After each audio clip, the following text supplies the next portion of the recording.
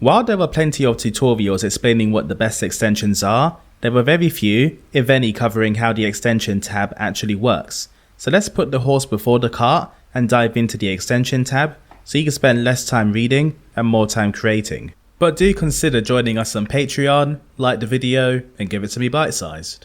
So let's start with the Install tab, which will allow you to view and modify all of your installed extensions. Apply and Restart UI will apply any changes you have made in the extensions section and restart the user interface. You don't need to touch the command prompt when Stable Diffusion restarts, as it may be updating or installing additional software depending on the changes you made. Check for updates will see whether or not your extensions have any updates pending, and following the check, you can apply and restart the UI to update your extensions. Disable all extensions will provide you with three options. The options are to disable none of your extensions, disable only your extra extensions which weren't built in, or to disable all of your extensions including the built-in ones. The table beneath installed will show all of your extensions, whether or not they are enabled, when you install the extension, and the website it is stored on. You can check the extension box to disable or enable individual extensions. The Available tab will allow you to view and install a number of Stable Diffusion extensions from a GitHub maintained by Automatic1111 or any extension index of your choice. Load From will load the extension index URL provided, allowing you to install extensions directly within Stable Diffusion's user interface. An extension index is essentially a library or list of organized extensions which you can load in the Stable Diffusion user interface and install from there. The extension index URL is the location of that library, repository, or website where it's located. Extensions within your chosen index will likely have tags associated with them to help organize and identify what they do. You can choose to hide or view extensions with certain tags within the results below. You can change the order in which the extensions are viewed from newest to oldest, alphabetical and reverse, or view the extensions in the order they are presented within the index itself. The search bar will allow you to search and filter extensions based on the text you enter, like any search function you have used before.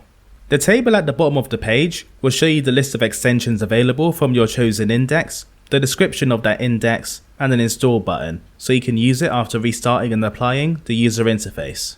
You can also install individual extensions from a URL, and this includes extensions that aren't included as part of an index. The URL for extensions Git repository box will allow you to specify the URL for the extension you want to install. It's worth double checking that the extension you want to install is actually an extension and not a LoRa or something entirely different. The specific branch name allows you to specify a branch within the repository to extract the extension, although typically most extension files you want are stored in the main or master branch. Local directory name will allow you to override the name of the folder that the extension will be installed into, in the event you wanted to use your own naming convention.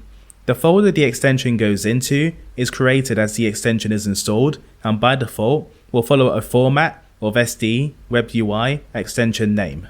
The install button will install the specified extension with the options you have chosen, or it will use the default settings if none of the other boxes are used. Now the backup and restore section is actually somewhat technical, so bear with me as I break this down. This section allows you to save and load versions of both Stable Diffusion and your extensions and whether or not they are enabled, without leaving the user interface.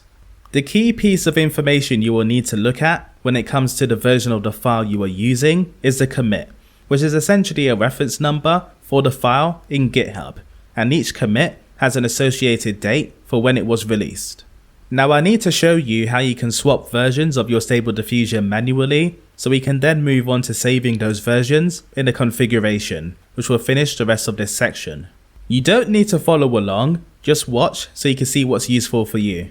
So if you go to your Stable Diffusion Web UI folder and in the address bar type in cmd and hit enter, this will boot up a command prompt located within your Stable Diffusion installation folder.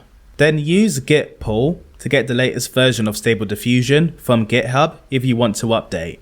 You can also use git checkout master if you get any error messages, or try git switch dash if you previously used the checkout function for a different version. The latest version of Stable Diffusion can be found by navigating to GitHub and clicking commits, where we can see the latest version is currently 394FFA7, etc. This can be confirmed by booting up your web UI and looking at the commit hash at the top of the command prompt to ensure your version matches. Now if you want to pull a different version of Stable Diffusion for use, you can search through GitHub for a different commit and use the function git checkout followed by the commit reference you want to pull. This will change your version of Stable Diffusion to the commit you have just specified, and you will get a message stating that you are in a detached head state, which can be reversed by using git switch dash. You can check this new version by booting up Stable Diffusion like before. Now why was any of that important? Well, it's important because by understanding how to identify and switch between versions of Stable Diffusion, you can now use the backup and restore functions to save your extensions and web UI state and then load it up in a different version of Stable Diffusion without having to do all of that fancy computer magic. So let's explore that in this final section. Save configs will show you all of the save configurations you have and give you the option to navigate to your currently used configuration. You can find the configuration files in your Stable Diffusion config_states folder. The blue rotation arrow will refresh and update the save configs list in the event newly added ones aren't showing up or previously deleted ones are still showing up. Config name is where you can specify the name of the new configuration you want to make. Save current config is where you can save the current configurations you have in Stable Diffusion with your current config name to the save config section. The information around the table at the bottom essentially tells you what your current configuration looks like alongside the commit and branches being used. Any changes when selecting a save config will be highlighted in orange so you can see which parts of your Stable Diffusion will be different. State to restore will let you decide whether to restore the state of the extensions, the web UI, or both, as you typically save both when saving a configuration, but you might want to load only one. Restore selected config will update Stable Diffusion to the settings saved in your selected configuration, and this will be influenced by the options under State to Restore. But that covers all of the options under extensions, and hopefully you got a better idea of how these can improve your experience when using Stable Diffusion. Before you leave, I want to give a shout out to our supporters over on Patreon and thank everyone for their support. Do drop a like before leaving the building, and of course subscribe. This is Bite Size Genius, and I hope you enjoyed.